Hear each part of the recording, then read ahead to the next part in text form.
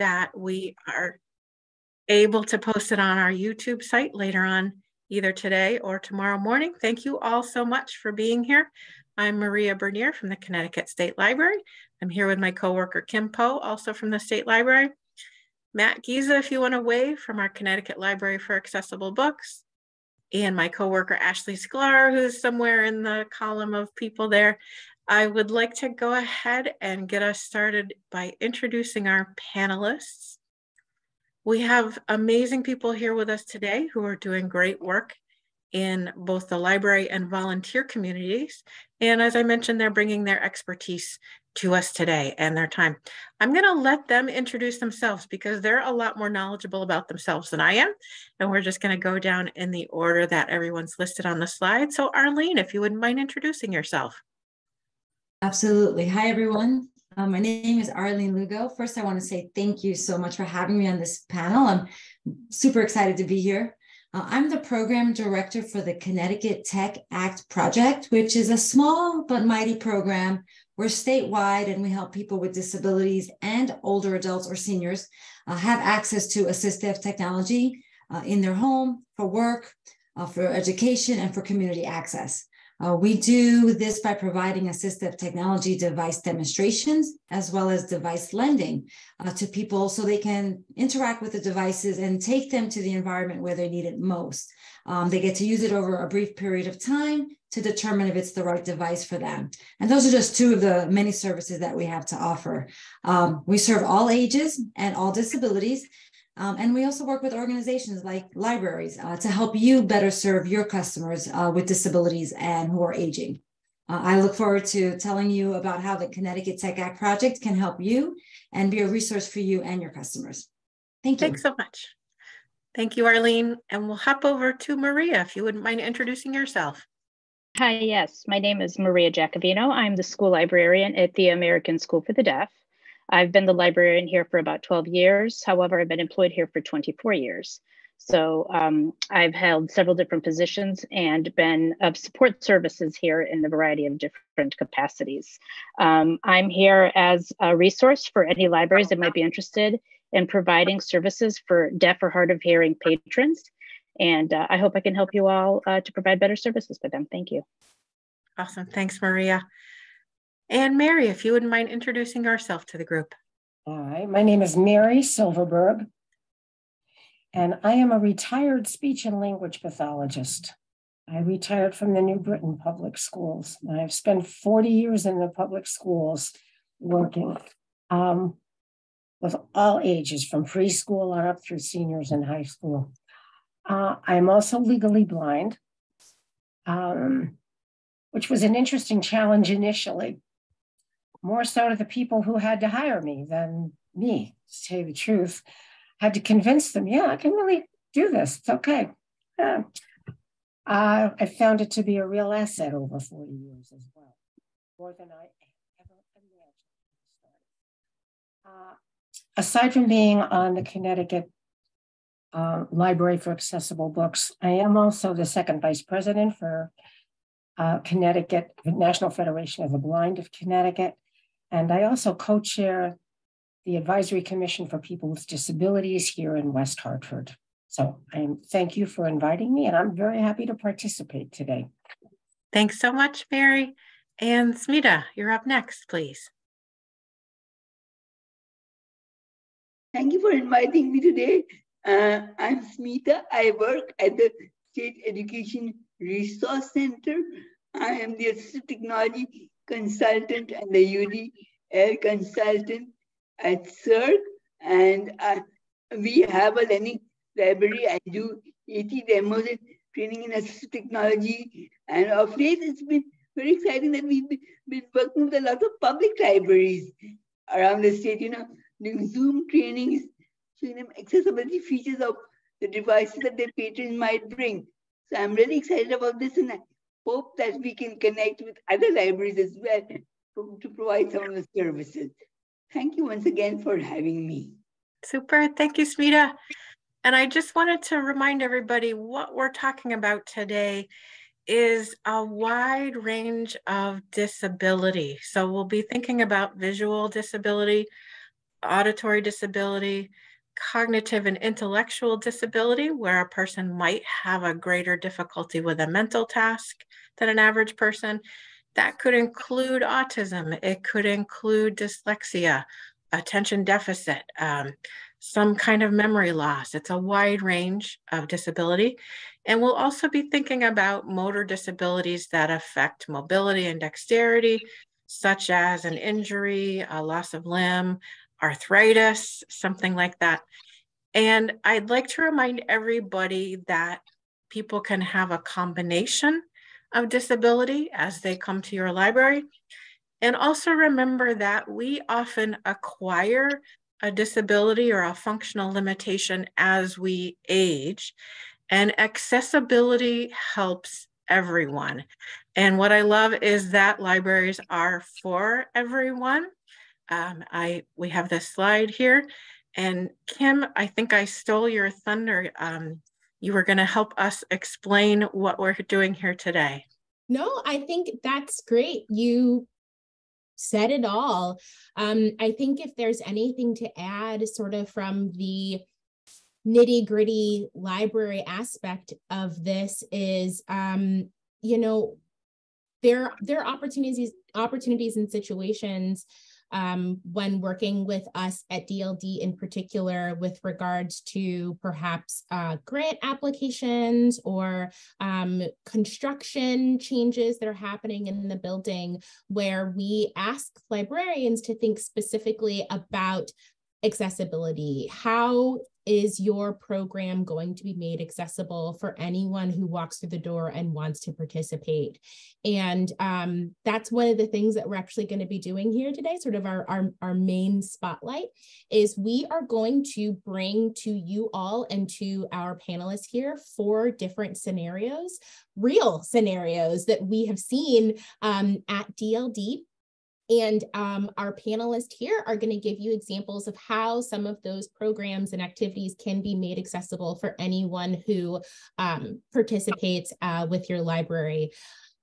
Ramps, elevators, handicap parking is great. And Connecticut being as old as it is, that is difficult in some of these older buildings that are in the area. So we're definitely not putting any of that on the back burner. But one of the things that we want to talk about is sort of moving beyond that, moving beyond ramps, moving beyond elevators, into other changes and additions that can be made to some of the things that make libraries the most fun, right? Like, I love the books too, but like the programs are fun. So if y'all are ready, my panelists here, we are going to hit our first scenario. And also, that chat's looking mighty empty, so feel free to chatter with us and amongst yourselves as we carry on with this day. So Kim, I did want to say, I bet a lot of our attendees have a lot of great ideas. And one of the really fun things about having this many people in the room is let's share our ideas, right? So as Kim is going through these program scenarios and our panelists are speaking about some ideas that they have, if something has especially worked for you at your library for a patron, please let everybody else know so we can steal your ideas. Yes, please. Anyone who's been in workshops with me knows that I love a full chat. So the first scenario that we're going to talk about is actually one that I saw recently in our summer enrichment grant. It was a fantastic program. So I'm really happy that we can talk about it here with our panelists. So scenario 1, a healthy cooking program. Something a lot of libraries got into things like cookbook programs. The grant that actually came in that inspired this scenario was an intergenerational cooking series between the local senior center and teens and tweens. They were paired together, did some cooking for 4 weeks, and ultimately put together a cookbook, which is absolutely cute. And one of these days I am going to try some of the recipes in there.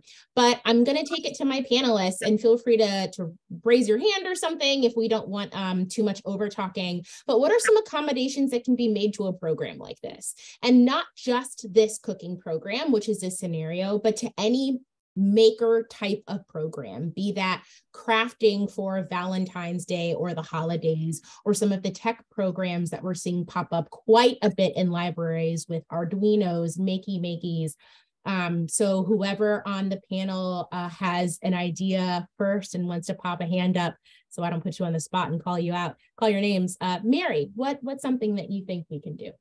All right, I can think of a few things right off the top. I know these help me. Now, granted, when we say visually impaired or blind, there's a huge spectrum there. Some people are so blind, it is black, there is nothing. But that can go all the way to the other side of the spectrum, where somebody like me, I'm legally blind, I can read print as long as it's large enough and clear enough and a few other characteristics.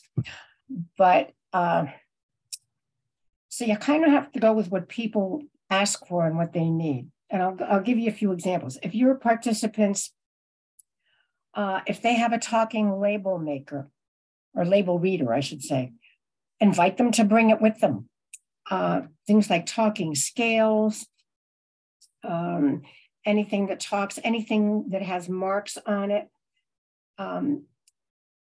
As I say, some people have raised dots or braille, any kind of marking on some utensils. It depends on your library and how you want to structure it.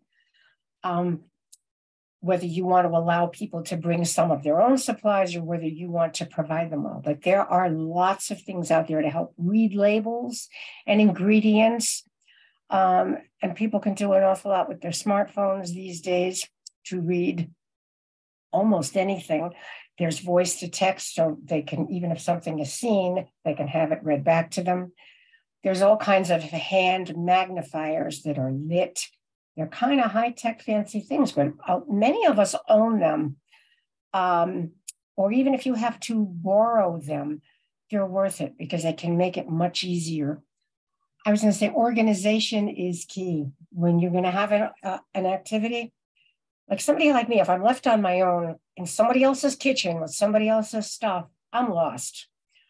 I don't like to load somebody else's dishwasher either. I got to know where things are. I rely on color, spatial relationships, contrast. So you have to have all the ingredients and utensils out. Everything has its place. I used to drive my kids crazy because I'd say, when you put away the knives in the drawer, I want the blades facing in the same direction. I'm not going to wander with my fingers through the drawer getting cut up. So it's little things like that that you'd never really think of, but they're important. And also, even working as buddies, and not just in cooking, we'll get to that in other areas, but a buddy system, you pair up people, they can help each other. And it's that audio description that helps somebody like me a lot. The other thing is when we talked about multiple disabilities, let's say you have one person in a wheelchair and maybe they can't physically reach to get things, but they have good eyes and ears, and they would be the locators of objects and ingredients and whatever. And then it's me who can go over and get it and reach it. You told me where it is. So that's a wonderful pairing of abilities and disabilities to make it all work. Thank you. Color Mary. coding is another one. A lot of us, color coding, groups, categories of things in different colors. It helps, again, with organization. I've got more, but I'm going to stop here because I know there's other people who have additional things to contribute. Thank you so much, Mary. And to call out you and sort of what Maria parroted in the chat, if people have tools that they already own that can help them participate in a program or activity that's being offered at the library, letting people know that you welcome them to bring their items that make participation easier and more comfortable for them. Never crossed my mind, and now I feel foolish. So Arlene, I saw your hand go up next, and then we'll go to Smita. Great, thank you. Those are excellent suggestions and some of the same ones that I had, Mary. So an excellent job. I love the buddy system just because it also helps with socialization and people getting to know new people. So that's really great. And I love the idea of having people bring their own tools if they already have something that works for them. But also, the Tech Act project, we have lending libraries of equipment, and we have handheld magnifiers and digital magnifiers. We also have pens that scan and read out loud that can be borrowed. You can have a little earbud plugged into it so it's not interrupting the person next to the person who's using the device. But I like to come to things with a multimodal approach because, as I think Maria said early on, accessibility and universal design helps everyone. So having large print for one person who needs it is great. Having large print for everyone is great too. I don't necessarily have a visual impairment, but I'm over a certain age. So yeah, larger print helps. So, also having pictures to go along with words is also really helpful because you may have people who don't disclose that they have a disability, but it would be very useful to have that multiple approach, text and images as well. So step by step, again, I don't have a disability that relates to this, but I'm terrible at cooking. So that would really be helpful to me. Also, there are more high-tech items as well. I think Mary mentioned the talking scales, devices that detect heat and use Bluetooth that connect to your phone. So it can get more smarter and smarter. We also have smart microwaves and even smart cooking pans. And I wouldn't expect you to have that in your library. And I don't have all those devices either, but we do have one AT partner in the community that's doing a cooking course with individuals with developmental disabilities. And they do have some of this equipment. So if you just wanted to see it, just to see what it's like, you'd be welcome to, come. We could set up a demonstration there and you can see what that equipment works, how it works and how it helps people, older adults and people with disabilities. So you'd be very welcome to attend that demonstration if you wanted to set that up. Thank you, Arlene. We're going to go to Smita and then Mary. So some of the ideas that I had were a visual recipe, a recipe in pictures. And I put some of my my resources in the chat. It's called Accessible Chef and Accessible Cooking Tools. So that gives you a lot of stuff that I was going to talk about, but I just put it in the chat. And what I like is pre-teaching or giving the recipe in advance to an individual, right? Tomorrow we're going to teach you to make, I don't know, biryani. And I'm going to give you the recipe in advance so that you can try it out at home. You can see what you would need a buddy to do for you, how you can do it and how you can organize it. So that when you come to the session, you're all already equipped with it. So I think because we give a lot of pre-teaching to our kids, with this reason we are teaching them academically, pre-teaching, uploading them. I think that would really help some of our patrons. Thank you, Smita. My dad has this saying, prior proper preparation prevents poor performance. So sending those, he's country, that's where all this stuff comes from. So I love the idea of sending a recipe or maybe the outline of what's going to happen that day in advance so that someone can identify what they might need a buddy for, what they might need, some of their own assistive technology that they maybe have at home for. I think that's great. Mary went first already. Maria, go ahead. Hi. So if you're going to be hosting a cooking program in your library and you're, first you would probably want to advertise that you would provide interpreters. Interpreting services for people who are deaf or hard of hearing and use sign language would be definitely a requirement for a live program like this. If it's something that you're going to do on multiple days, you could certainly, instead of having an interpreter every day, maybe have it recorded with an interpreter ahead of time. And then if you're doing it on more than one occasion, you'll have it already recorded.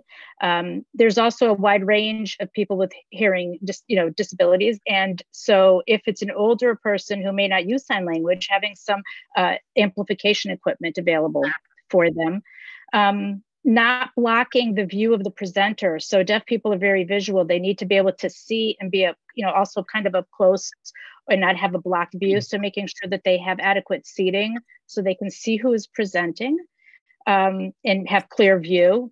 Another thing that people forget about, if there's going to be a lot of dialogue, that gets very confusing for people who have a hearing disability because they often can't decipher where all the sounds are coming from. So if you have a deaf person, you can just say, a little bit, something that we do is we take turns talking.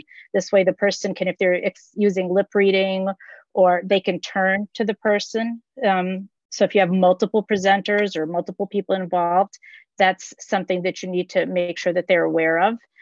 because talking over each other is very confusing for people who have a hearing disability. If you're going to have children involved in the cooking class, then maybe the children are hearing, but the parents are deaf. Again, for something live like this, I would guess that the best approach would be an interpreter. And I did share with Maria Bernier, but if anybody needs information about how to get interpreters, please reach out to me or to Maria. I have shared some information on that. Thank you. Thank you so much, Maria. We're going to go to Arlene, and then I actually want to slide on into scenario 2 if we can, because that's going to be the hardest part about this. Everyone has so many amazing resources to offer, and unfortunately, there's clocks. Yep. I just forgot to add one other thing, and Maria jogged my memory that we also have, lots of apps that can do, live captioning, which is not only necessarily for people who have hearing loss, but for people who have difficulty with attention, auditory processing. So having an iPad with an app that's picking up the voice and captioning it, similar to the caption we're using here. It's not 100% perfect, but it does, it can help. Also having the recipes in format that allows the iPad or tablet to read it to the person, or it allows them to take a picture and read it out loud to the person. Again, using, headphones or earbuds so that it's just for that person to listen to, but just gives another format for the instructions and the information. Thank you, Arlene. That's great. And there's a question that just came in actually. And I think this question sort of ties to everything we're ultimately going to talk about today. But it says, should these adaptive programs be offered only to people with disabilities, or should they be offered to everyone to create connections amongst patrons? Now, I know my thoughts on that are, but Mary, do you want to speak to that first? Yes, I have definite thoughts. Most definitely. Do not exclude or separate. Include and integrate, because everybody learns from each other, and everybody has all kinds of interesting compensatory strategies that they don't even realize they have, but they just situationally share them. I love that. Thank you, Mary. I love that you mentioned inclusion. As folks may know, if they are familiar with our logo, this is a part of our GEL series. GEL stands for Growing Equitable Library Services. You can't have equity if you don't have inclusion. Mary, chef's kiss. Beautiful way to say it. Did anyone else want to speak to that? The question? Yeah, wait a minute. We should say, we did not rehearse that. That was spontaneous. We didn't. That was 100% authentic. 100% authentic. Okay, so our next scenario, we are going to talk about the example of story walks. Big fan of those myself. So let's say that a library is offering a story walk, which is outdoors.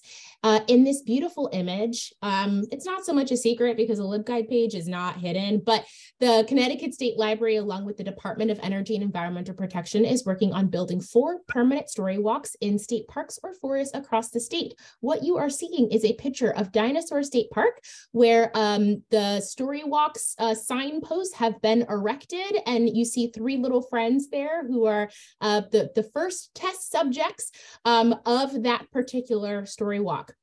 So when we're talking about something like a story walk or scavenger hunts or oversized outdoor games like, live action Candyland, things like that, what can libraries, or really anybody, but we're librarians talking to each other, what can libraries do to make activities such as story walks more accessible for anyone who wants to participate? Who would like to go first? Smita, and then Mary. So I have enlarged and laminated pages of the storybook, right? You can have laminated pages of the storybook all across the park. You can have dress up characters from the books, and the kids can dress themselves up, or the young adults, depending on the story. You can have costumes that can be labeled with QR codes, or costumes that can be felt, one story is told. You can have a buddy system, and making sure that the park is accessible. I think making sure that the park is accessible, somebody who is visually impaired, who is on a wheelchair, who uses a cane, all different kinds of abilities. Feely bags, and maybe say a story that goes well with nature. If you're doing it in a natural environment, just state park, that make sure that you include the nature that is out there for the storybook. Thank you, Smita. And I love what you said, and someone in the chat said to make sure that trails are wheelchair accessible. You can see in the picture here, sort of like that packed gravel that's right next to all of the Storywalk signposts. Those actually didn't used to be there. Dinosaur State Park put strategically placed those so that when the Storywalk signposts were erected, they would be accessible for people, let's say in a wheelchair or who walk with a cane, exactly like Smita was saying. We're going to go to Mary and then Maria. Yes, you know what? We have, National Federation of the Blind has a program called, what is it? Readers Are Leaders, and Braille Readers Are Leaders. And one of their main field trip at the end of the summer camp week is going to Dinosaur State Park. There's so much hands-on there. It's a wonderful experience for the kids. But again, I'm going to agree with Smita. Anything you can do to be visually expansive and to make it alive. Again, describing things. If you're going to have people, let's say, if they're not in a wheelchair, if they're walking on this trail, what are they going to pass on the trail? Are there any obstacles there? Or are there any routes, rocks, landmarks, points of interest, anything that's along the path? Are you going to encounter stairs? And if you are, tell them the number of stairs. The first one and the last one, so they know what to expect. Are they even or uneven? It gives people, you know, a much easier way to deal with the terrain as they walk and explore. That's assuming it's not on a flat surface. But any kind of tactile clues, if there are signs or any of the markings, if people can feel them and get clues from that, as well as the auditory verbal description from a buddy or someone else. I have more, but I want to give somebody else a chance first. Thank you, Mary. You've actually reminded me, one of the things we didn't do with these signposts when we built them was number them. So I believe Dinosaur State Park is adding so that, you know, number those number plates to the outside of them, which is a, you know, something tactile that folks can do to make sure they're going in order while they're, you know, going through the trail. So Maria and then Arlene. Okay, so this type of a program allows a lot more flexibility for people who have a hearing impairment. First, you can have pre-recorded segments of the story. So if your story is broken up, there's many stories already that have been signed they're on YouTube, and you can break that into segments, have maybe a QR code that goes to that little segment. So maybe provide an iPad, or if they have their own devices, they can go along, and then the little segments of the story can be signed to them. You can also, there's a lot of online where you can just look up the signs. So sign language is a very visual language, but there are certain words that are word for word in English and in ASL. So you can provide just like little keywords from the story with a picture. That would help younger children maybe that aren't that fluent in sign language themselves, but be able to kind of follow along with the story. Also, just having the picture, like little manipulatives maybe that go with the book would be great for the younger kids to help them make a connection to this from the story. Because we have like little kits that have like all the little characters or little components of the story that helps the children sometimes make a connection. But again, this is something that's a lot more flexible and great for children that would have hearing loss. Thank you, Maria. I see things are happening in the chat. Let those things keep happening. QR codes were also mentioned in here. To Sarah's question, if Dinosaur State Park has benches, I don't know, but now I know to ask, because that is very fair for folks who might need a break along the path. But keep going, folks. And Arlene. Yeah, those are excellent comments in the chat. I'm appreciating those a lot. And I also was going to talk about the QR codes, not just for videos to sign language, which would be fantastic, to images, to audio descriptions, again, so people can hear as if they cannot see, or in addition to seeing. Really works well for people who might have brain injuries, processing difficulties that can't take it all in one format. It's just, again, the multimodal approach. And then going back to the same apps and devices that can do text to speech to help people who maybe have difficulty with reading the printed text. But everything that everyone has already said quite covers it all. I'd also like to add, this randomly popped into my head. We say that taking sort of accessible metrics is good for everyone. And what if someone's not a native English speaker? We can do the same thing, using QR codes. If there is someone who's a native, say, Spanish speaker or Portuguese speaker who works at your library or who you have a partnership with, that's a QR code right there too, so that, someone who may not have a disability, but maybe they don't read English so well, can participate as well. Yeah, but there's great apps that do allow you to take that written text in English and translate it. Again, it's using artificial intelligence, so it's not going to be 100%, but it really does allow, again, for that inclusion. So excellent. Thank you, Arlene. So we are going to go to our third scenario. Girls Who Code, Codecademy, coding in general. Folks on our listservs, there will be a Girls Who Code email that goes out as soon as I'm done with it one day. So let's think about accessible and accessibility accommodations that translate to computer-based activities. So we're thinking a different type of digital equity here. Typically, when we've been saying digital equity, especially since COVID, we've been thinking about digital access. Does someone have the device? Does someone have reliable internet? Yes. Can someone use the computer, the keyboard? Can someone with different types of accessibility needs participate in something like Girls Who Code, Codecademy, or something computer-based? Smita. So I have enlarged keyboards. There are keyboards with larger keys or embossed keys with the raised keys so that you feel the letters as you type them, the alphabets. Key guards, alternative mode of access, such as switches or stylus, different kinds of mouse.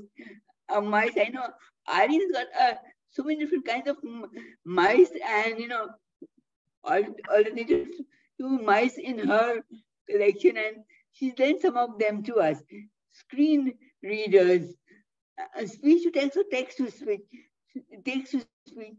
And I really want to emphasize on accessible educational materials, AEM, such as digital braille, large print, or audio. I think that would really help a lot of our young adults who are in coding or working with digital activities. Thank you. And Smita, if I'm not mistaken, and this is probably the same for Arlene as well, folks can borrow some of those larger keyboards and different type of mice from CERC and CT Tech. Is that right? Of course they can. We have a learning library. We're going to be up and running by the 1st of March in Waterbury, and we can do 80 demos. So you can just contact me and just ask for the stuff. Yes. So to the libraries that are here, don't let not having those items, keep you from making your tech computer programs accessible for everyone. Just because we don't have them doesn't mean, thank God the state's so small, doesn't mean that we can't get the items that we need from somewhere nearby. Arlene, go ahead. Excellent. That's great, Smita, and I appreciate the plug about the lending library that we have for assistive technology devices. I think, for Girls Who Code, first I would go to the person directly to say, what do you use now to access your computer, and to see if they already have the devices or software that they might need. Software is a little more complicated because if you're working in a computer lab with computers that don't have, for example, magnification software or screen reading software. But I think that's where Matt's program and my program may be able to help for external items like alternative keyboards and alternative mice. We have a lot of those in inventory. And I welcome you to borrow the equipment, even if you want to just see what's out there to try it out. But specifically, if somebody makes a request, You don't necessarily have to purchase it. What you may find, if you have a higher demand for a specific mouse, then it makes sense to perhaps have one in your library, but you don't have to go out and buy 10 different ones just in case someone makes a recommendation. That's what our program is here for. And SMETA and CERC is one of our community AT partners, and we do have others. So depending on where your library is, I may recommend that you contact that more local AT partner, or may come from my inventory as well. The other thing I just wanted to mention real quick, and then I'll give up the microphone, is talking about digital accessibility in terms of ensuring that any materials that you share, if it's a PowerPoint, if it's a PDF, that it's accessible so that someone who does use a screen reader is able to utilize and access that information. So if you're sharing like a screenshot of an image with text, a screen reader won't recognize the text because it's an image file. So there are ways to use alternate alt text, alt tags to describe what the image is, if necessary. And if it's something, for example, in the slides that we're looking at right now, on the top right corner, there's a nice, colorful, flowery kind of image that really is pretty to look at, but doesn't really impact the content. And something like that, you wouldn't need to alt tag. You can just mark it as decorative, and a person using the screen reader can just go on and focus on the content. So I just wanted to mention that real quick. Yeah, thank you so much, Arlene. And a quick plug, this is a series. So this is part 1 in a 4-part series, because goodness knows we can't get all of this stuff into an hour and a half. And in some of the series going forward, we will be talking exactly about things like that, making PDFs accessible, making Word documents accessible. I know Matt did a lot of work making the newsletter for CT Lab accessible for any residents who received that newsletter who might use screen readers, so that they could absorb all of the information, that was being sent out by CT Tech Act. So this is just part 1, folks. Come to all 4. Maria. So for a program like this, depending on, I'm assuming it's for young adults, you would probably want to provide an interpreter specifically, but depending on the timing of when this would be provided, if it's during like sometimes their schools are closed, but schools for the deaf are not always closed. Maybe a teacher could help. And so that would be a cost savings for the library that's providing this. So they wouldn't have to necessarily hire an interpreter. I'm also working on trying to provide a list of volunteer interpreters that are out there. And sometimes if they are interpreters and have a deaf child, if you would provide entry for their child for free, maybe they would be willing to interpret for you at a little bartering there. These are just some ideas that I'll throw out there to try to provide accessibility for deaf kids to join something like this that they might not consider joining. Thank you, Maria. I love bringing up reaching out to the school systems if maybe this is something that's happening during a certain period of time, because that's the pinnacle of what we talk about at DLD when we talk about partnership. So absolutely reach out to folks within your network first. Thank you, I'm assuming, Maria, for dropping that link in there to register for these other workshops. So let us move on to Mary, go ahead. I just had a real quick one. I know some libraries do have screen readers. I know West Hartford Library has Zoom text. And a nice convenient feature is that I could bring in a little thumb drive that has my settings for Zoom text, plug it into that computer, and go to town with what I'm used to at home. Oh, that's really nice. I didn't know about that. We should talk to them. Okay. So, and our 4th and final scenario for the day, but we're not done. There are other things to touch base with. Outdoor story times. For those of you who remember the summer of 2020, and quite frankly, possibly 2021 as well, many of the things that our communities have come to love, such as a traditional story time, were moved outside for safety and comfort reasons. And boy, aren't we glad that outside existed during that time period. So for our panelists here, what are some, I'm so distracted by the text or chat because everyone's saying so many great things. What are some examples that y'all might suggest for librarians who are wanting to make something like an outdoor story time more accessible? Mary, I saw that hand. Oh, this is one of my favorites. This is just, I still enjoy this. First of all, a lot of us work with lights and shadows and shades of change. I know when I'm outside, you're looking at reflections. Some are helpful, some are distracting. Most of the time, people who with anywhere on that spectrum of visual impairment, bright light is not necessarily your friend. So we for the most part, would prefer to be facing away from the light. Forget the tan. We want to be able to see and focus. But there's so many things that we can do, take outside. And I'm going to give you some examples that have to do with plant life, but it kind of comes back to anything else you do out there. And I'm going to give you a specific example. A while back, a fully sighted person and me, the two of us led a group of totally blind students in a botanical garden. And we had so much fun because we thought, okay, they can't see this, but everybody brings experiences. Everybody has smelled, tasted, heard. Everybody's got some degree of any of those 5 senses that they have learned through experience. So if you use any or all of that, it's all going to help to give clues. For example, you're looking at a plant. Some of these blind or really very extremely limited. You're going to, even something as basic as you've got the parts of the plants. You could have plants of any size, shape, color, texture, a million things. The stem, look at this, have them feel.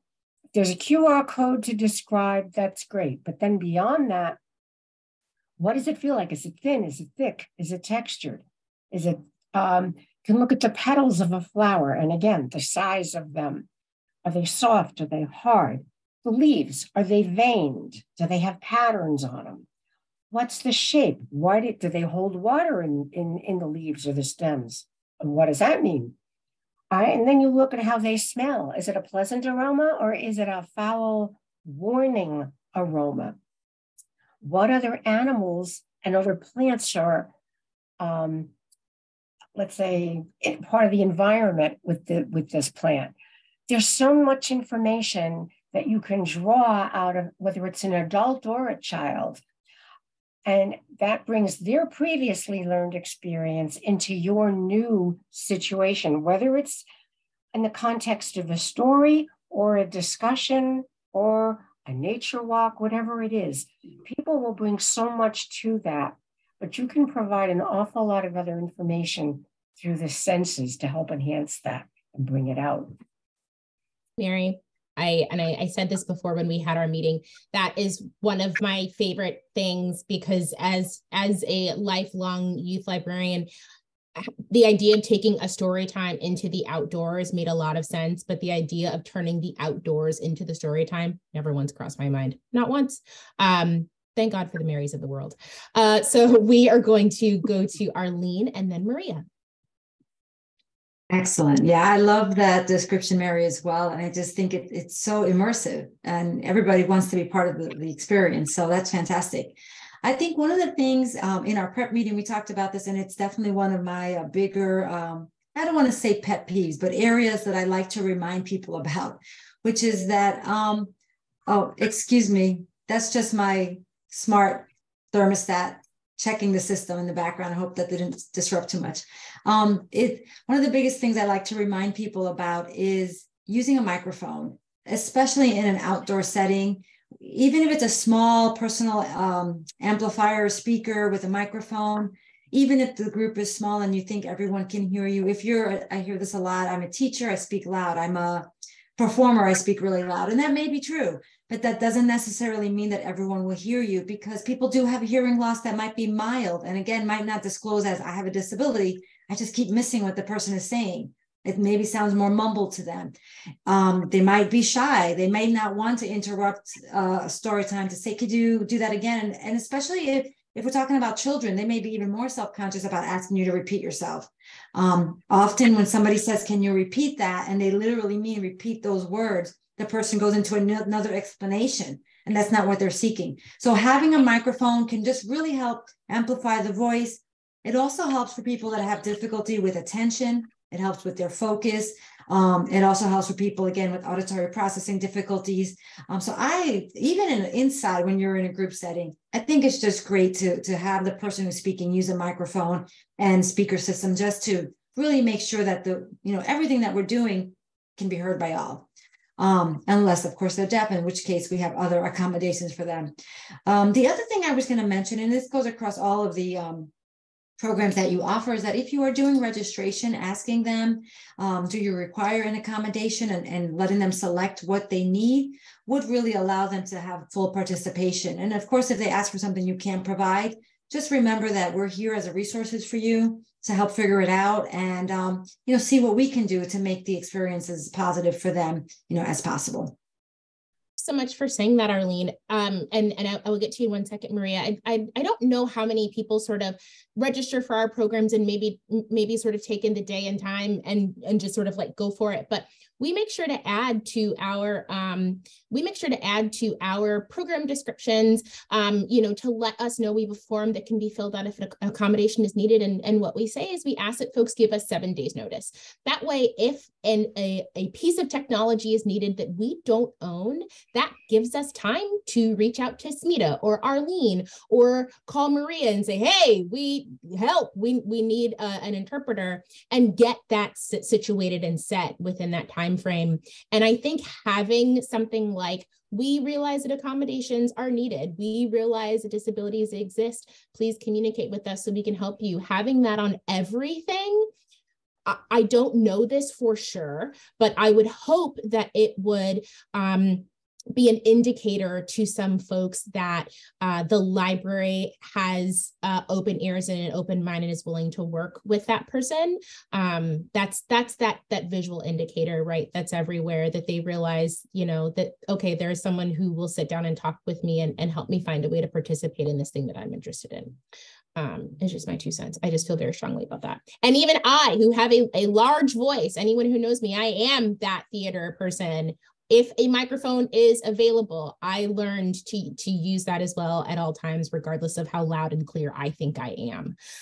Maria, and then Smita. So for outside story times, these are wonderful. They're very visual. If you can have people even act out the characters, that will bring another layer for children who are deaf. If you know in advance that you can also have, like I said, there's a lot of signed stories out there. Pick a story that's already signed. That's a huge cost savings for you right there. You won't have to hire an interpreter. There's tons and tons of them, and there will be links at the end.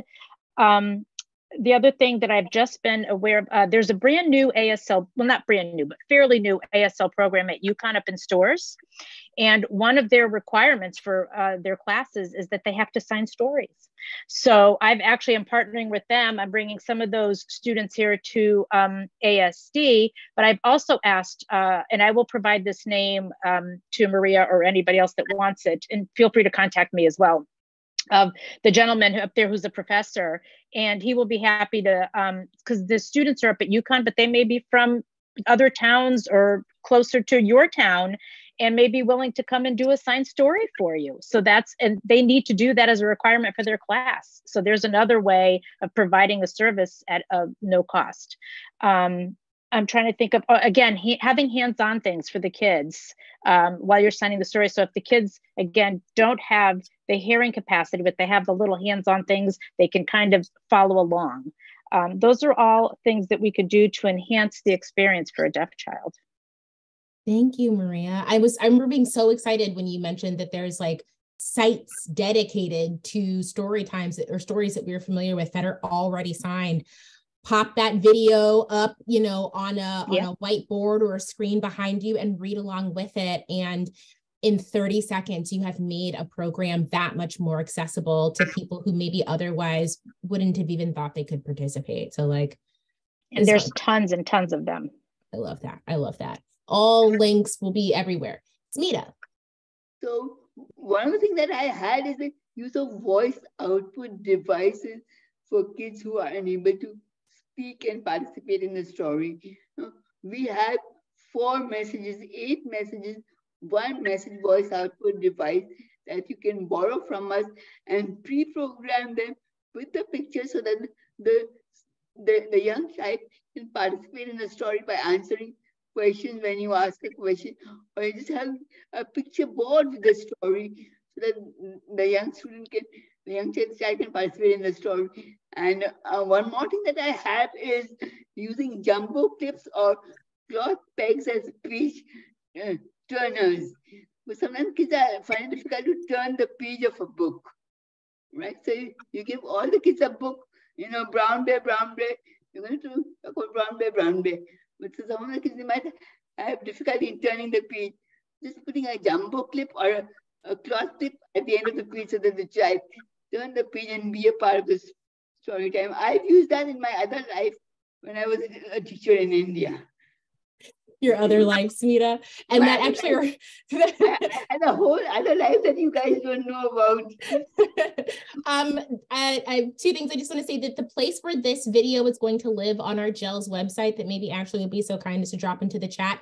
In case anyone missed it, we already had Smita. Smita is a repeat customer at this point, and her coworker Claire do a workshop on making story times more accessible for everyone. That website is already on this GELS accessibilities page where this video will live. So once you've rewatched or caught up on whatever you might have had to miss if the phone rang or a meeting or something here, I would highly suggest watching that video as well, where the giant clips and the clothespins were one of the examples that Smita and Claire gave. And I actually have a question for you, Smita, if you could clarify, because I'm not sure what this is, a voice output device. Can you tell us a little bit about what that is? So a voice output device is a communication device. It's like a box where you record messages about the story. So then you're doing the story for a brown bear, and you have a voice output device like the Tech Talk. So there are 8 messages. So on one message you put brown bear, what did you see? On the second box you put, I saw a teacher. There's a picture of the teacher, and when the child presses the quadrant, it says, I saw a teacher. And this can be recorded in the voice of a young child, so that it feels more friendly to the child. So we have, CERC has some voice output devices that you can come and try and borrow from us, or maybe I can show you a demo of it another time. So we've got one with one message, got one with 4 messages, we've got 16 messages, 8 messages. There are different kinds of devices. Okay, got it. So like, when, you're reading the book and, the librarian says, I see a yellow, and all the kids scream duck at you, that child will be able to push the picture of the duck and participate with everyone else. Say duck. So it will be more participatory, right? Because kids like to participate in a thing like that. Otherwise, a child who is non-speaking, who has autism, may not be able to participate like his non-disabled peers. Everyone wants to scream duck. Yes. Got it. Thank you so much. So you have different kinds of pictures on the device and the word that goes with, which is recorded by an adult or a child. I love that. Thank you so much.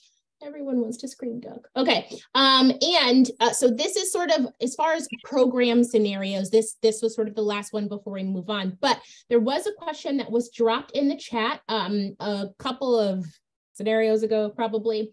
That was a question: what about a sensory safe space where people can recluse themselves from the overstimulation of the space and activity and quiet?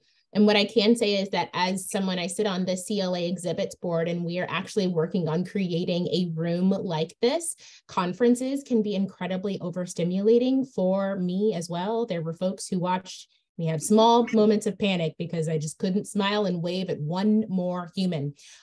So does anyone from our panel want to speak to sort of the importance of that, and maybe how simple or difficult, or just sort of any thoughts on what it would be, and sort of the necessity of setting up a space like that where people who are overstimulated can like take a break? Mary, please.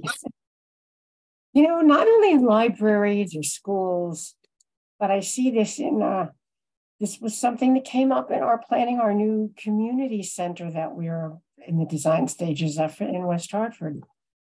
It's not only kids on the autism spectrum. I think we have to look broader than that. That seems to be the main area, but there's an awful lot of people who are just At a certain point, we all max out. You need quiet. We live in a very visually and auditorily stimulating, overly so, society. And you can't go keep moving like a hummingbird all the time. There's a point where you have to settle. And it's getting harder and harder to do that. And I'm finding more and more places and different types of facilities are figuring ways, well, a quiet room. Let's say the lighting is dimmer. There's more sound muffling in the sense of carpeting, wall covering, artwork, things to absorb the sound rather than a place with huge windows and lots of sun and metal and glass. We don't want that. You want a quieter room where somebody could actually sit down and take a nap for 15 minutes, little cat nap, or just get away from all the noise and stimulation and just quiet and settle and meditate even, or just sit for a few minutes. And then once settled, get back out there and do what you're going to do. It does not have to be a lot of money either. It really doesn't. It can be a nook, little place set away on the side. If you have a small room, instead of making another place to have coffee or a snack, why not put a couple of comfy chairs in there and a little bit of soundproofing or sound muffling and make it a quiet spot? It doesn't have to cost a lot of money, but I do think adult or child, we need it more and more, and it would be used. Thank you, Mary. We had before I get to you really quickly, Arlene, we had, I believe it was Sarah who gave the example of someone who has migraines, and they can come out of the blue. Your little one is in story time and you just need a minute to sort of step back. And I think that's another really great example. Thank you, Sarah. And Naomi in the chat said that they set up a quiet corner of their library with a craft for the collage staff holiday party held in their library, which is, like you just mentioned, Mary, not super expensive. If there's something that's going to exist in libraries, it is crafts. It is craft pieces. So those are great examples. Thank you from the chat, and thank you to Mary. Arlene. Yeah, as you're reading those out loud, I'm actually copying these links and organizations because they are fantastic, and I wasn't aware of them. But I totally agree with Mary. It doesn't have to be a brand new space that you set up with state-of-the-art equipment. It can be just a small room. And it sounds like, Naomi, that's exactly what you did with your quiet corner, comfortable chairs. And also, I think it would be helpful, not everyone is used to using a room like this, but maybe, you recommend it to someone that you see is kind of being overstimulated. And so having some information posted that explains, what do you do here? Because so many of us are like, do, right?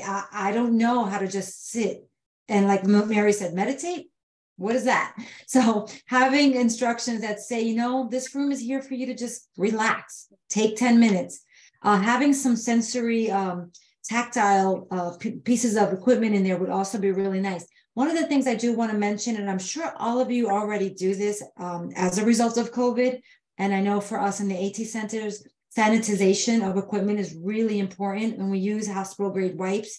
And so anything that is tactile in your cooking course and passing out books, I think that you guys already do this, but just when I think about tactile pieces of equipment that's sitting in a room that somebody might walk into, that when they walk out, somebody gets in there and sprays everything down, just to make sure we just, that's just one of the things that we do as a best practice. Thank you, Arlene. We actually, a mysterious little space showed up at the service center. Maria, Brad, and myself walked on into the meeting room to have a little meeting. And what someone had done, I think maybe it was Gail, was take a piece of cubicle wall. So a piece of cubicle wall and just sort of cornered off a little corner of this space, set up a nice chair, like a little plant or something in there, so that, for us as well, I mean, if the meeting room is in use, then, obviously like it's not going to work. But if the meeting room isn't in use and you want just sort of a small space to sort of tuck away in and just have a moment to person, it sure was. That was the greatest little, we had no idea. I was like, what's behind this wall? And it's always going to be me. I'm like, well, I'm going to go find out. And sure enough, a little space had been made. I love the idea, Arlene, of putting some information in there. I too don't know how to meditate unless I'm literally in the woods. So yes, yeah, good. Gail's not even here. Shout out to Gail. So let's move on because time is real. So not necessarily a particular type of program, you know, like we've been mentioning story walks, cooking programs, but something off-site. Off-site means it's not, you don't pay property taxes there. It's not physically at your building. It is somewhere else. Things to think about with a partner to plan a program for accessibility off-site. Maybe you're partnering with the local Boys and Girls Club and you're going to do something on their property. What is their accessibility plan? What is your accessibility plan? Do you have an accessibility plan? What's the parking situation like?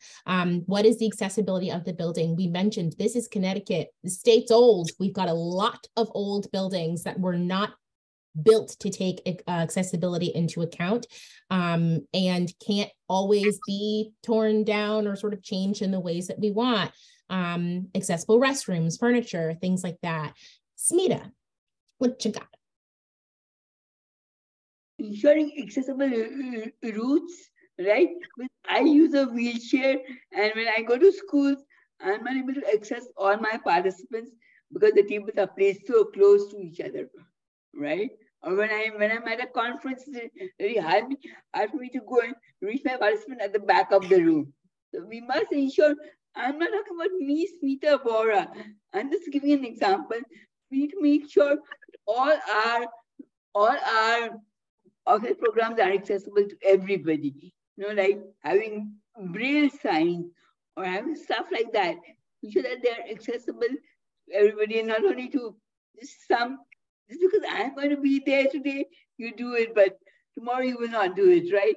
But that should not be the case. Yes, exactly. Which is what I loved about the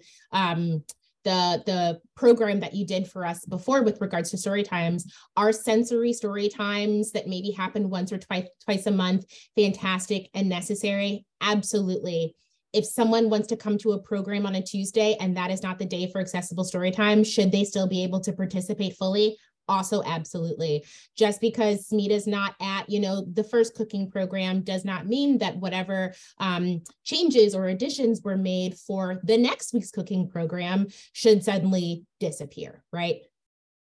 Thank you so much. This is a great panel. I love all of us. Okay. Did anyone else have, and also anyone in the chat, if anyone from the chat has any, someone's asking a question to sort of everyone. Does anyone have recommendations for sensory and or fidgety things that could be offered for in-library use? I personally have an infinity cube, but I'm not sure those are the best solutions in the case of the library. Many moons ago, I say that like I've worked for DLD for 30 years. Hasn't been that long. It's only been 3, but it feels like 30. We did a program. We had someone from Massachusetts drive down when we can do things in person, who did a workshop on sensory story times and sort of spaces, and had a bunch of suggestions on things like that. And we actually had a Connecticut library take the information that they gathered from that workshop and create little bins, like sensory bins that could be given to children or adults full of things that they could use, like sound, headphones, little fidgety supplies. That was shared with us on Twitter. So that's dead. I'll never find that again. But what I can say, I'm sort of making a verbal note to myself. I'm going to find the slides from that workshop and I will add them to the GELS accessibility webpage, because I believe there were links to certain manipulatives that might be helpful for you, Matt Ledgerd. But if anyone else has anything to add, fidget stones. I have a fidget. Yeah, I don't know how I haven't broken this thing. I've got really long nails and it lives forever. So whatever this thing is also really helpful.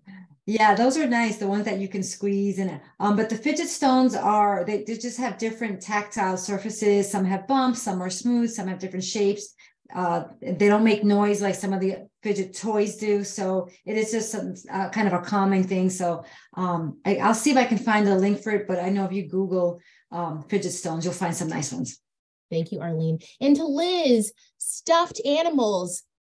Isn't that the truth? And do you know who has a bajillion stuffed animals just sitting on shelves, waiting to be cuddled and loved? I know. It's the Middletown Library Service Center. We've got it all. We've got sloths. We've got hedgehogs. We've got dragons. We've got snakes. We've got it all. I'm going to move on because I could list our puppets all day. Thank you. And I think I get to not talk for a while. You guys get to hear from somebody else. Thanks, Kim. It's my turn again. Let's talk about accommodation requests and how you can easily find out how to accommodate patrons in different programs at your library. This is sort of the procedure. I love that Beth already mentioned in the chat like 45 minutes ago that her favorite accessibility tip is having a budget for accommodations and technology, so that when, not if, a patron comes to you and requests an accommodation, you are financially ready and able to make that accommodation, and it's easy for you to do. Next, make sure that you've got an accommodation policy, procedure, and form, and you'll see there's a link. So when you download these slides from our LibGuide, you can follow that link, which will bring you to our LibGuide that has some sample procedures and forms for how people would request an accommodation. They're similar to what we use at DLD for our continuing ed workshops. Basically, let me know who you are and how to contact you. Let me know what accommodation you'd like to request, and then I can follow up with you and talk with you further about how we can make that accommodation work for you. And I suspect that the most straightforward way to do this is just to talk with the individual, because they know best what will work for them. As Kim mentioned, Arlene, I see your hand. I know I'm going to call on you. As Kim mentioned, we at DLD already have kind of a statement of welcome in our materials saying, yes, we are providing accommodations. We would love to provide you with more accommodations. You just have to let us know what it is, and we can work with you on providing that for you.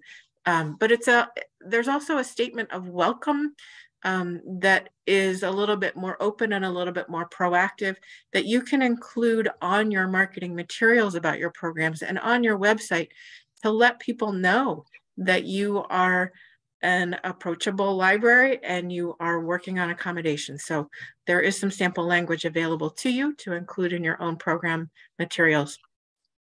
As I mentioned, the easiest thing to do is just talk with your patron, have a conversation about what accommodations are going to help them.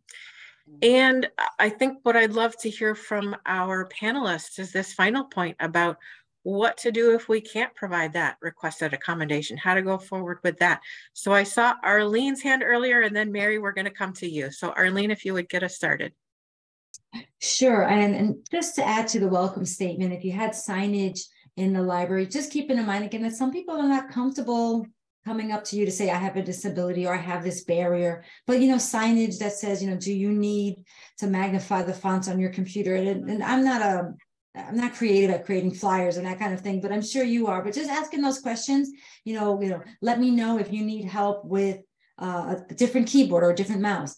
And I just wanted to mention, this is actually kind of should have mentioned earlier, but, a lot of our tablets, smartphones, computers have built-in accessibility features like magnification. And somebody might make a request for an accommodation that won't cost any money if you're able to set up one of your computers that you already have with larger fonts or other, accessibility features. So you can point to that person to that specific computer. So it's already available. We can help you with that. And I know Smita can also help you with that.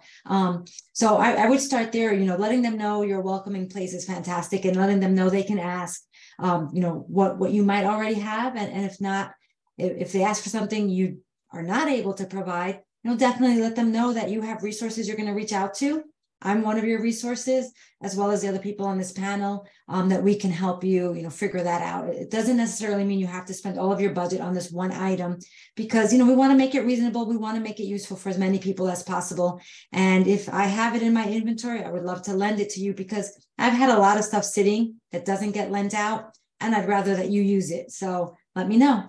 Smita, that's exactly how we feel at the Library Service Center. It does no good if it's sitting on our shelves. We would rather have people use it and lend it out. Good point. So we're going to go to Mary, and then we're going to follow up with Maria after Mary. Arlene, you are absolutely right. So many people do not necessarily want to say, I need help, or I need a different kind of help. Sometimes you have to hint. And that little sign near the checkout, or or maybe by the I forgot what you call them, but the book, maybe by the audio books, but something where, do you need a little extra help? Do you find you need a little extra help? Well, however you want to phrase it, but little invitations to patrons that, yeah, there are other ways we can help make the library more accessible. And if you see somebody struggling, I know it's a gamble. You never know whether somebody's going to be insulted or have their feelings hurt because maybe you intruded on them, or they might just accept your suggestion or help. I've had librarians come up to me. I mean, I have to look closely, and they'll say, do you need help? And to be honest, no, I wasn't offended. It was like, oh, thank you. Because there are some things that I cannot do independently in the library, and I do ask for help now, but I didn't always. And I don't care what age, whether it's a child, a middle-aged adult, or an older adult who's losing some of the facility and is not happy about it and doesn't want to accept it. We're at all the different stages of acceptance and comfort with our disabilities. And I'm going to say this to older people. Everything might have been 20/20 perfect your whole life. And now all of a sudden you got over 10 or 15 years, you have arthritis, not so easy to turn pages, not so easy to do fine motor things, vision's going, hearing's going. It's not fun. And people can be very sensitive about it. And I think everybody pretty much tuned into that. But as you probably most of you are used to doing, keep an eye on your patrons. And if you see somebody struggling, in your most tactful self, approach them, because I would bet you 9 out of 10 times people will appreciate it. And they'll look at you and say, I didn't know you could do that. It can make a big difference. And I think the other biggest piece of advice, and I'm going to read this because I know we had this listed, accessibility is not about compliance. No, it's not, because this is the next part that I love. It's not what do we need to do under the law. It's what do you need so that you can actively participate. There's a big difference in the intent and a big difference in how a person receives that. What do we have to do for you under the law? Oh, thanks. Or what do you need to participate in? It feels much better with the latter. So I would keep that one in mind and let that be part of your guide. Thank you, Mary. And as Kim pointed out in the chat, that's a major component of social and emotional learning as well, which has been a portion of what GELS has been teaching over the past couple of years. So please take a look at our GELS webinar recordings. And we're going to hop over to Maria. What are your thoughts on this? Well, we're all librarians here, and I know that many of us, or most of us, at all times have been asked to find information that we can't find at the moment. And we never say, sorry, I don't know, or I can't. I just say, you know what? I can't find it right now, but let me see if I can find someone that can help me, or let me dig a little deeper and see what information I can find for you. And I think most of us as librarians, that's our approach. And that would be the same for serving anybody with any kind of disability. While I may not be able to provide you the service right now, let me see what I can do to provide you the service at a later date or something like that. So if you can't provide an interpreter, somebody shows up and you didn't know they were coming, oh, I'm sorry, let me see what I can do, and maybe make some phone calls. You've now met a whole group of people that are willing to provide you with services. In a pinch, maybe you can find, make a phone call, send a quick email, see if somebody's available or willing to come to the rescue a little bit so that you can provide that service to a greater level. I think that's most of ours. That's always been my approach towards things, is let me see if I can find somebody else, or let me see if I can, give me just one more minute. I don't ever say, oh, no, never mind, forget it, I can't do it. That's just not my vocabulary. And I think, that's a lot of librarians. That's sort of like where it comes from the heart. So that would be my approach. And that would be my takeaway from all of this. Yes, Mary, from the heart. That's all. That's everything we're talking about today for the whole hour and a half. I love that. Yes. Well, let's move on to additional resources we have for you. So very many links. I'm going to turn you over to Kim for all of our free stuff from the State Library. Yes, free stuff. Thank you. I loved hearing everything that everyone just said. It made me feel in my feelings. And I love moments like this because it reminds me why I'm here in the first place. Now, State Library has lots of free stuff. Please take it. So one of the first things to bring up is the Connecticut Library for Accessible Books. You might remember that as the Connecticut Library for, I'm so used to saying Connecticut Library for Accessible Books and I forgot. LBPH, the Connecticut, Matt's going to talk now. We were formerly known as the Library for the Blind and Physically Handicapped. And just as a few weeks ago, we updated our name. So we provide the same resources and services that we've provided over the years, but we just have a new name, and that's the Connecticut Library for Accessible Books. So we'll be happy to talk with anybody offline if we can give you more information about the resources and services that we provide. Thank you, Matt. What you just realized was one person who wasn't able to do a thing, and their buddy tapped in and saved the day, because for some reason, those words were very gone from my brain. So we also have a myriad of LibGuides within the DLD system, and all of these are hyperlinked, so you will be able to get them all, so no worries. Libraries and Accessibilities is a LibGuide that I believe Maria created. For those of you who don't know, Maria is also our Connecticut Library Association ADA rep. In addition to being our data coordinator here within DLD. So she put together a really amazing LibGuides, which is also linked on the GELS LibGuide. Speaking of GELS, that's next. As a reminder for anyone who has forgotten, GELS stands for Growing Equitable Library Services. Ashley, myself, and other DLD consultants have been offering GELS workshops for about a year and a half-ish now, sounds right. It started with Connecticut libraries and people experiencing homelessness, and has grown. And any workshop that we were allowed to record for random reasons, there are some that we could not record. Those recordings and any slides that we received live in that one spot. You do not have to scroll through our YouTube page. You do not have to hunt through emails. As a matter of fact, once this presentation is done, it is going to go onto that website. If you lose the email, or it's been a couple days and you're wondering where the video is, just go, it's there, just go get it. We actually already have the little space for it. I think the slides are actually there right now.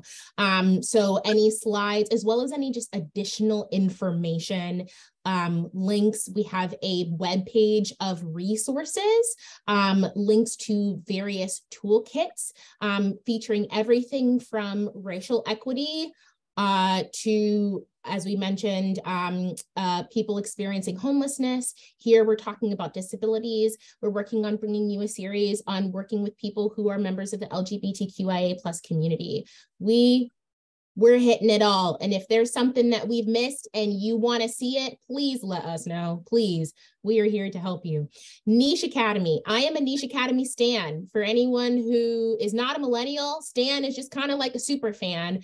Part of the inspiration for bringing this ADA series here came from a Niche Academy video that I watched, where someone talked about the interview process and how they set up their interviews for jobs with an accessibility lens from the jump. Instead of waiting for someone who's applying for a job to disclose that they have disability, the Niche Academy webinar that I watched includes accessibility from start. The Middletown Library Service Center also has professional development books. Anyone who's ever stumbled across those books that are published through ALA that are informative and oh so many dollars, professional development literature like that, we have at the Service Center. If you do not have it in your budget to buy them, or if you know the book is small and it's only going to take you like 4 days to read, borrow it from us. We'll give it to you for 3 months. And if you need it for 3 months longer and no one wants it for the 3 months after you, you can have it for 6 months. We also have a LibGuide that holds a link to potential funding sources. We've talked about a lot of things here today that you may be able to access for free, but maybe there's something that you want to get that requires a little bit of funding. In our CT Pages series that Ashley and I do, we had a conversation with a library that created that got funding so that they could provide some additional resources to members of their community who are older and who are going through the challenges of memory loss and their families. And they were able to get a small library and rural libraries grant so that they could do something about that. And so while many things are free, some things require money, and we have a LibGuide of places where you can get that money. And then Reading for Accessibility is also a LibGuides page that we have on our website. And y'all, we hope that we are curating resources to make your life as simple as possible so that you can in turn make the lives of your patrons as simple as we can make them. And yes, more resources from our folks here. So this is where we get to pull Maria in again to tell us about all of these amazing ASL signed stories. So these are all links that she had sent us that you can tap into and take a look at as well. But Maria, what's this? What is all of this? So these, there's obviously a lot of schools for the deaf out there already. ASD happens to be the first and the oldest, but there are many, many out there, and they have their own YouTube channels. There's also one of the things I provided here is the American Society for Deaf Children. On their website, which there's a link right here, there are tons and tons and tons of ASL stories. They're already totally done in ASL. So if you are hosting a story hour, and you can search this website, this way you can pick a book that's already accessible for deaf kids. You don't have to reinvent the wheel. That's what we're always, if it's already out there, you know, why would you go looking anywhere else for it? And they're in different, sometimes there's more than one version of it. Some of it, it's got an expansion with ASL vocabulary. Rocky Mountain, there's a few here, there are many others. And if anybody wants to reach out to me for any more information, I have a ton more. I just gave a few. These happen to be probably my favorite ones, the ones that I think are the most well done. The Society for Deaf Children has probably one of the most comprehensive lists out there. And there, you know, you have anything, you know, like you name a child's book and it's probably been done in ASL already. So use the resources that are already out there for you. Awesome. Thanks, Maria. That was such a great thing. You mentioned that, and all the librarians in the room, like our eyes went, and Kim's brain exploded, and it was like the best thing ever for a children's librarian to hear. So enjoy, take a look at those. And we'd also like to hear more. Arlene sent us some great links from Connecticut Tech Act because they do so much more than assistive technology lending. So Arlene, what other programs do you have going? Thank you. And I'll try to keep it brief. I know we're butting up against the end of this. So just if you need or want to try a device or to borrow a device for yourself to get familiar with it, or for a patron, call me directly or email me, and we can talk it through and get that to you. Two programs I just want to highlight. A very new program called Bridging the Digital Divide. We received grant funding, and we're partnering with the State Unit on Aging to provide tech coaching to people with disabilities and older adults to help them learn how to use their technology better and to reduce social isolation, to help them engage with social media, to get ebooks from your libraries. And for adults 16 older, we can purchase tablets for them and hotspots if they don't have it. That's just a funding thing that's just for that population. For everybody else, we'll help them get what they need through other resources.